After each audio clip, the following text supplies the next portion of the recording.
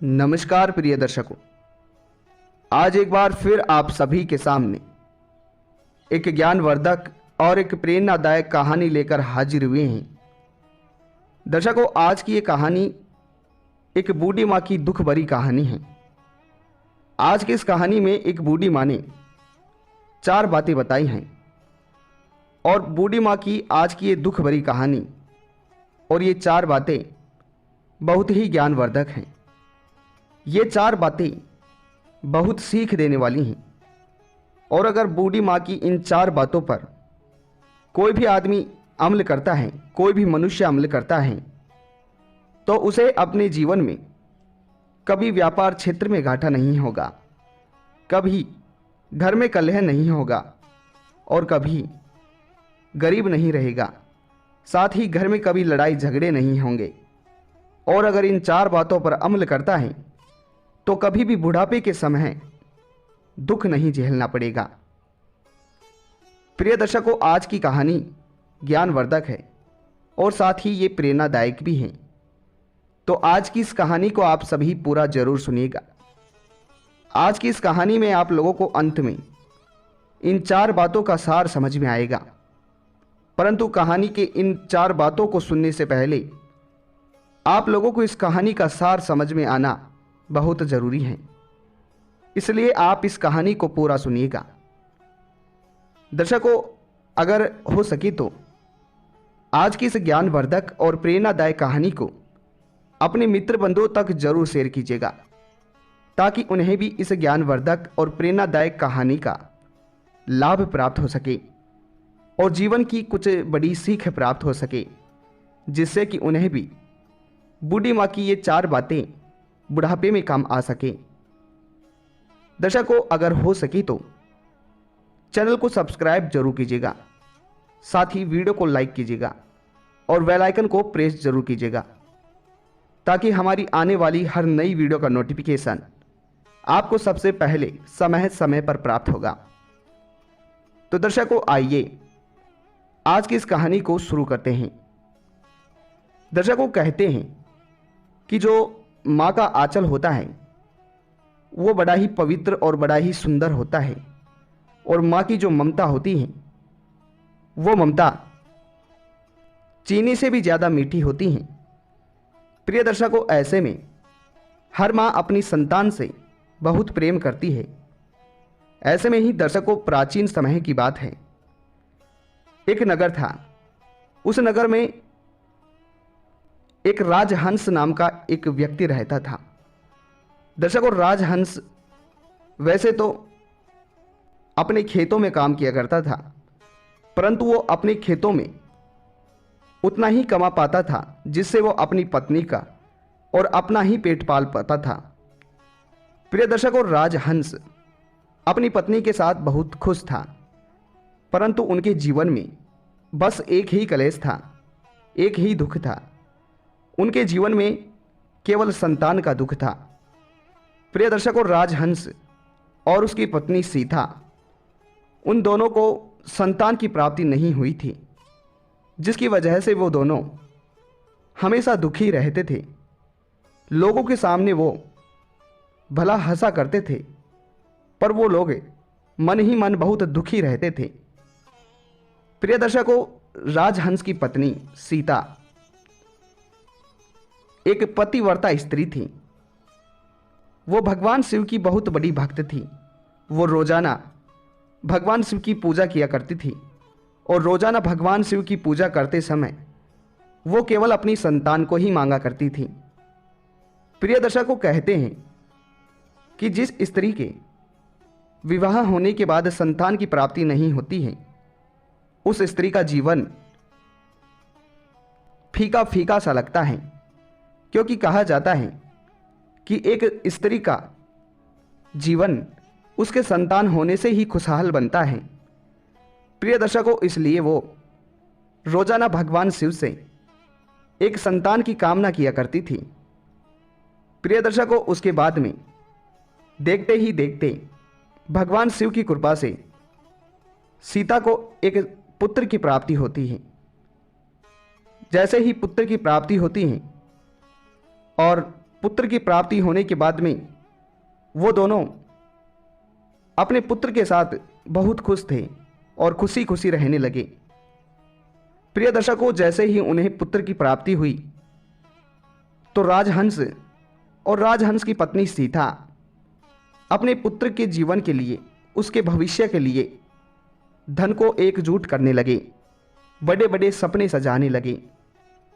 दोस्तों, उनकी बात सही है, क्योंकि हर माता पिता अपनी संतान के लिए एक अच्छे भविष्य की ही कामना करते हैं। हर माता पिता सोचते हैं कि हमारी संतान आगे चलकर एक अच्छे शिखर को प्राप्त करे, उसका जीवन, उसका भविष्य एक उज्जवल भविष्य बन सके। ठीक इसी ही प्रकार राजहंस और सीता अपनी संतान के लिए, अपने पुत्र के लिए नए नए सपने सजाने लगे। दर्शकों, जैसे जैसे समय बीतता रहा उसी ही प्रकार राजहंस और सीता का पुत्र बड़ा होता गया, और जैसे ही वह बड़ा होता गया तो उन लोगों ने उसे एक अच्छे गांव के सर्वश्रेष्ठ गुरुकुल में पढ़ाई करने के लिए, शिक्षा ग्रहण करने के लिए भेज दिया। दर्शकों, रोजाना वो शिक्षा ग्रहण करने के लिए गुरुकुल जाता, स्कूल जाता, और उसके बाद में जैसे ही शाम का वक्त होता तो वो अन्य बच्चों की तरह खेला नहीं करता था। वो सीधा अपने घर आकर अपनी माँ के पास बैठ जाया करता था। दर्शकों, फिर अचानक से एक दिन सीता के पति राजहंस की रात्रि के समय मृत्यु हो गई अचानक। उसके बाद में जैसे ही सीता को इस बात का पता चलता है तो सीता अपना होश खो बैठती है। उसके बाद में सीता अपने पति की मृत्यु होने के बाद बहुत दुखी हो चुकी थी और अपनी पति की मृत्यु के शोक में, दुख में अपने पुत्र पे वो बिल्कुल भी ध्यान नहीं दे रही थी। लेकिन सीता का पुत्र नासमझ था और वो अपनी नासमझ के कारण गांव के लड़कों के साथ खेलने लगा। दर्शकों, उसके बाद में सीता अपने पति के दुख में, शोक में खो चुकी थी, जिसके कारण वो अपने बच्चे को नहीं संभाल पा रही थी। लेकिन सीता किसी तरह अपने आप को संभालती है और अपने घर को चलाती है। सीता खुद ही खेतों में काम करती है और अपने घर को चलाती है और अपने पुत्र का भी पेट भरती है। प्रिय दर्शकों, उसके बाद में जैसे जैसे सीता का पुत्र बड़ा होता है, ठीक उसी ही प्रकार सीता बुढ़ापे की ओर बढ़ती है। दर्शकों, बुढ़ापा हर व्यक्ति के जीवन का एक कड़वा सच होता है। ठीक उसी ही प्रकार सीता भी अपने बुढ़ापे के चरण की ओर बढ़ने लगती है। और फिर एक दिन सीता का पुत्र गांव के लड़कों के साथ खेल रहा होता है और उसी ही समय उसका पैर टूट जाता है। और जैसे ही सीता के पुत्र का पैर टूटता है तो जोर जोर से चिल्लाने लगता है, और जैसे ही वो चिल्लाता है और सीता अपने पुत्र की आवाज़ को सुनती है तो वो बहुत ज़्यादा घबरा जाती है और भागकर उसके पास जाती है और जाकर देखती है तो उसे अपने पुत्र का पैर टूटा हुआ मिलता है। उसके बाद में सीता अपने पुत्र को किसी ही तरह उठाकर किसी वेद के पास लेकर जाती है। प्रिय दर्शकों, जैसे ही वेद के पास सीता अपने पुत्र को इलाज के लिए लेकर जाती है तो वेद सीता से कहता है कि इसे ठीक करने के लिए हमें बहुत धन की आवश्यकता होगी।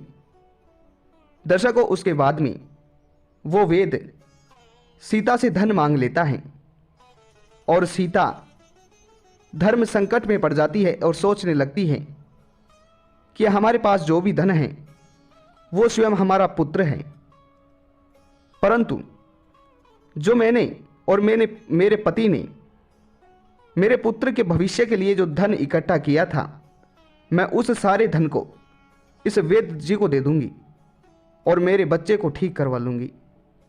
प्रिय दर्शकों, उसके बाद में सीता अपने घर को जाती है और अपने घर जाकर अपने घर में जो उसने अपने पुत्र के लिए जमा पूंजी कर रखी थी, उस पूरी जमा पूंजी को उस वेद को लाकर दे देती है और अपने गले में जो हार था, जो सोने के थे, वो भी उस वेद को दे देती है और अपने पुत्र का इलाज कराती है।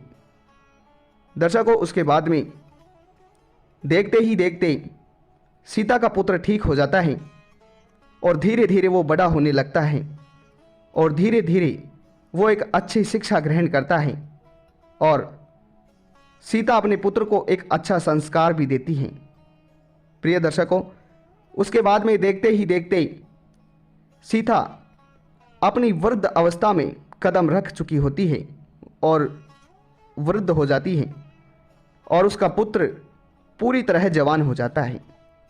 उसके बाद में सीता का पुत्र अच्छी तरह पढ़ाई कर कर, अच्छी तरह शिक्षा ग्रहण कर कर एक अच्छा विद्वान है और अपने पैरों पर खड़ा हो जाता है और अपने कदमों पर खड़ा होकर एक अच्छा व्यवसाय करने लग जाता है। परंतु प्रिय दर्शकों, सीता का जो पुत्र था उसमें गुस्सा बहुत ज़्यादा था। सीता का पुत्र छोटी छोटी बातों पर गुस्सा हो जाया करता था। प्रिय दर्शकों, फिर उसके बाद में वो अपने पैरों पर खड़ा हो जाता है, व्यवसाय करने लग जाता है और जैसे ही सीता को ये ज्ञात होता है कि अब मेरा पुत्र जवान हो चुका है, अपने पैरों पर खड़ा हो चुका है, अब इस घर के पूरे भार को मेरा पुत्र चला सकता है और अपने कंधों पर उठा सकता है, तो दर्शकों, सीता ये सोचने लगती है कि क्या पता अब मैं वृद्ध हो चुकी हूं, ना जाने मेरी सांसें किस दिन और किस समय बंद हो जाए, मुझे नहीं पता है, परंतु उससे पहले मैं मेरे पुत्र का एक अच्छा रिश्ता देखकर एक अच्छी लड़की से शादी करवा दूं।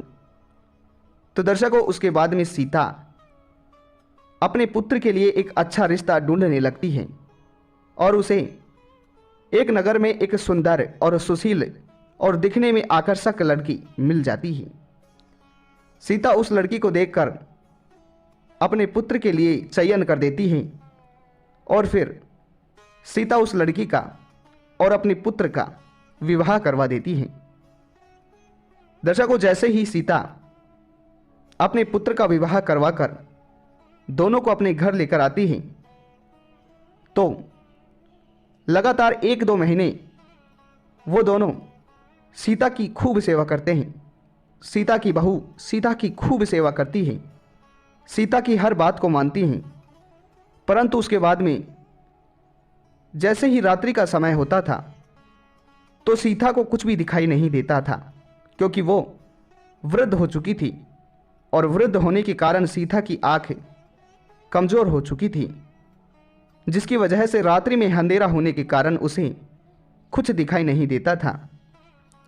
तो दर्शकों, रात्रि के समय जैसे ही सीता अपनी नींद से उठती तो सीता जोर जोर से चिल्लाने लगती और सीता जोर जोर से कहने लगती कि कोई मुझे पानी पिलाएगा, मुझे प्यास लगी है। तो दर्शकों, सीता की बहू आती और उसे पानी पिलाती। परंतु जैसे ही रोज रोज का यही नाटक होता है तो सीता की बहू सीता से तंग आ जाती हैं और वो सोचने लगती हैं कि ये बुढ़िया औरत रोजाना रात में हमें परेशान करती है, ना ही खुद सोती है और ना ही हमें सोने देती है। तो दर्शकों, इसी प्रकार जैसे सीता रोजाना रात को उठती हैं और पानी मांगती हैं, तो थोड़े दिन बाद उसे कोई भी पानी नहीं देता है, कोई भी पानी नहीं पिलाता है। उसके बाद में देखते ही देखते सीता की बहू सीता से ऊट पटांग बातें करने लगती हैं, जबान लड़ाने लगती हैं, सीता को टाइम से भोजन भी नहीं देती हैं। और उसके बाद में जैसे ही सीता का पुत्र सुबह भोजन कर कर अपने व्यवसाय के लिए चले जाता था तो सीता की बहू सीता को सूखा भोजन खिलाने लगती हैं। शाम की रोटी सुबह खिलाती हैं और सुबह की रोटी शाम को खिलाती थी। प्रिय दर्शकों, इस बात का पता सीता के पुत्र को नहीं था और सीता उन रोटियों को सूखी सूखी खा लेती थी, क्योंकि वो सोचती थी कि ना जाने मेरी सास कब तक है, जब तक मैं अपने पुत्र के साथ रहना चाहती हूँ। इसलिए वो उन रोटियों को सूखी सूखी खा लेती थी।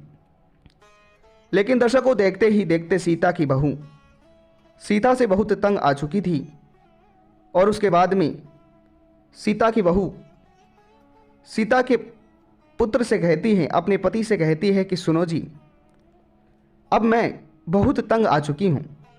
आपकी माँ मुझे रोज़ाना गालियाँ देती हैं और रोज़ाना मुझे परेशान करती हैं और रोज़ाना मुझसे ताने मारती हैं। अब मुझसे ये सब कुछ नहीं सहा जाएगा। मुझे यहाँ से आप कहीं दूर लेकर चलिए। अगर आप मुझे यहाँ से कहीं दूर नहीं लेकर जाएंगे तो मैं आपको छोड़कर और आपकी इस बुढ़िया माँ को छोड़कर यहाँ से चली जाऊँगी। उसके बाद में आप खुद ही यहाँ पर रहना और अपनी माँ की खूब सेवा करना। तो दर्शकों, उसके बाद में सीता का पुत्र धर्म संकट में पड़ जाता है, परंतु सीता का पुत्र अपनी पत्नी की ही बातों को मान लेता है और वो अपनी माँ को बहुत डांटता है और फिर वो अपनी माँ से गुस्सा हो जाता है और अपनी पत्नी को लेकर वो अपने घर को छोड़कर बाहर जाकर रहने लगता है। दर्शकों, उसके बाद में सीता बहुत दुखी होती हैं और अपने ही आप को वो श्राप देने लगती है, गालियाँ देने लगती है और रोज़ाना बहुत दुखी होती है। दर्शकों, देखते ही देखते दिन बीतते रही।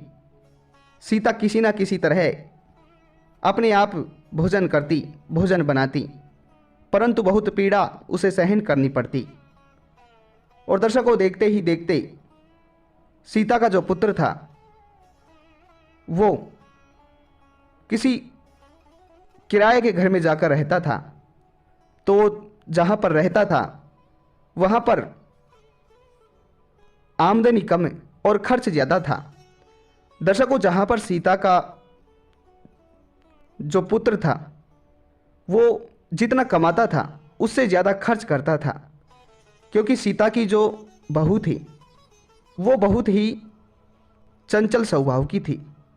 इसलिए सीता की बहू जब अपने पति को ले जाने के बाद में अकेली रहती तो वो अपने पति से तरह तरह की चीज़ों को मंगवाती, तरह तरह के पकवान मंगवाती और उन्हें खाती, जिसकी वजह से खर्च बहुत ज़्यादा होने की वजह से सीता के बेटे के ऊपर कर्ज हो जाता है और उसका जो व्यवसाय था, जो व्यापार था, जो नौकरी थी, वो भी छूट जाती हैं, क्योंकि सीता के पुत्र में बहुत ज़्यादा गुस्सा था और अपने गुस्से के चलते वो अपनी नौकरी से हाथ धो बैठता है और जैसे ही वो अपनी नौकरी को छोड़ देता है तो उसे कहीं दूसरी जगह पर व्यवसाय नहीं मिलता है।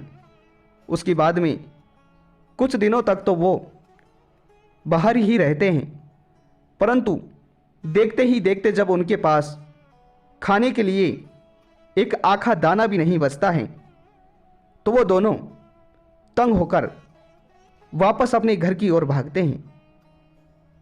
प्रिय दर्शकों, जैसे ही वो दोनों अपने घर की ओर आते हैं तो अपने घर की चौखट पर आते ही सीता उन्हें मिल जाती हैं और सीता अपनी बहू और अपने पुत्र को देखकर बहुत खुश होती हैं। सीता की आंखों में आंसू आ जाते हैं और वो अपने पुत्र को गले लगा लेती हैं। दर्शकों, कहते हैं कि चाहे पुत्र कितना ही बुरा कर्म कर ले, चाहे पुत्र कितनी ही गलतियां कर ले और चाहे पुत्र कितना ही बड़ा नालायक हो, मगर माता पिता को पुत्र और संतान चाहे पुत्री हो वो हमेशा प्रिय ही लगते हैं। हमेशा वो अपनी संतान को अपने आंचल पर ही छिपा कर रखते हैं। तो दर्शकों, उसके बाद में सीता अपने पुत्र को देखकर प्रसन्न होती हैं और सीता का पुत्र अपनी माँ से माफ़ी मांगने लगता है और कहता है कि माँ, हमें माफ़ कर दीजिए, हमसे भूल हो गई थी जिसकी वजह से हम हमारे स्वर्ग जैसे घर को छोड़कर चले गए थे, परंतु आज आप हमें शरण दे दीजिए। आज के बाद में फिर से ऐसा नहीं होगा। तो दर्शकों, उसके बाद में सीता अपने पुत्र से कहती हैं कि बेटा, मैं तुमसे यहाँ रहने के लिए मना नहीं कर रही हूँ, क्योंकि ये घर तुम्हारा ही था और तुम्हारा ही है और तुम्हारा ही रहेगा। मगर मैं तुम्हें इस घर में प्रवेश करने से पहले तुमसे 4 वचन लेना चाहती हूँ और तुम्हें 4 बातें बताना चाहती हूँ। तो दर्शकों, उसके बाद में सीता अपने पुत्र को 4 बातें बताने लगती है और पहली बात बताती है कि पुत्र, चाहे जीवन में तुम कितने ही करोड़पति हो जाओ, चाहे जीवन में तुम कितने ही धनवान हो जाओ, परंतु कभी भी तुम अपने समय पर और अपने आप पर और अपने शरीर पर घमंड मत करना और अपने धन पर घमंड मत करना। क्योंकि समय जो होता है, समय सभी का एक जैसा नहीं रहता है। क्योंकि घड़ी की जो सुई होती है वो हर सेकंड में और हर मिनट में और हर घंटे में एक अपना अलग समय दिखाती है। इसलिए कभी भी तुम अपने समय पर घमंड मत करना। क्योंकि जिन लोगों ने अब तक अपने आप पर और अपने समय पर घमंड किया है, वो सभी लोग आज शमशान घाट में राख बनकर पड़े हुए हैं। इसलिए कभी भी तुम अपने समय पर घमंड मत करना। दर्शकों, उसके बाद में सीता अपने पुत्र को दूसरी बात बताने लगती हैं कि पुत्र, कभी भी किसी भी मनुष्य को ज्यादा क्रोध नहीं करना चाहिए। क्योंकि कहा जाता है कि जो क्रोध होता है वही मनुष्य का सर्वनाश करता है। क्योंकि कहा जाता है कि ठंडे लोहे से गर्म लोहे को काटा जा सकता है, परंतु गर्म लोहे से ठंडे लोहे को नहीं काटा जा सकता है। इसी ही प्रकार अगर तुम अपने आप में थोड़ा सहनशीलता दिखाओगे तो तुम हर बड़े से बड़े कार्य को कर पाओगे, हर कोई तुम्हारे साथ व्यापार कर पाएगा। परंतु अगर तुम हर किसी को अपने क्रोध दिखाओगे तो कोई तुम्हें नहीं पूछेगा। और इसलिए कभी किसी को भी क्रोध नहीं करना चाहिए। दर्शकों, उसके बाद में सीता अपने पुत्र को तीसरी बात बताने लगती है कि पुत्र, कभी भी किसी भी मनुष्य को 3 लोगों का साथ नहीं छोड़ना चाहिए।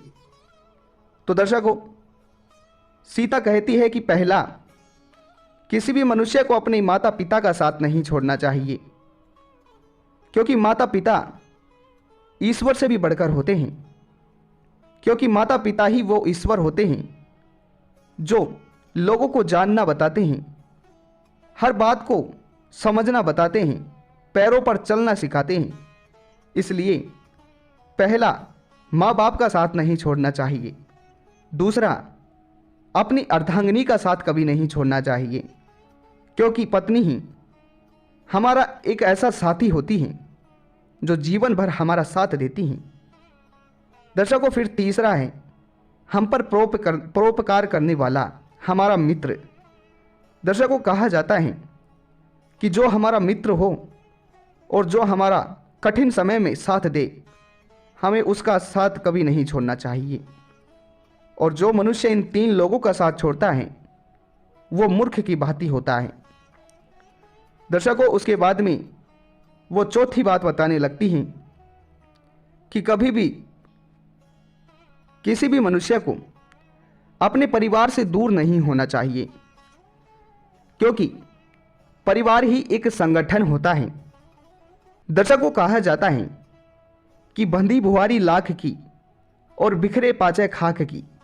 यानी कि अगर आपके परिवार में ही एक संगठन है, आपके परिवार में एकता है, आपके परिवार में प्रेम है, तो उसे कोई भी नहीं तोड़ सकता है और वो परिवार मिलकर कुछ भी कर सकता है। और जिस परिवार में संगठन, एकता और प्रेम है, वही सच्चा परिवार कहलाता है।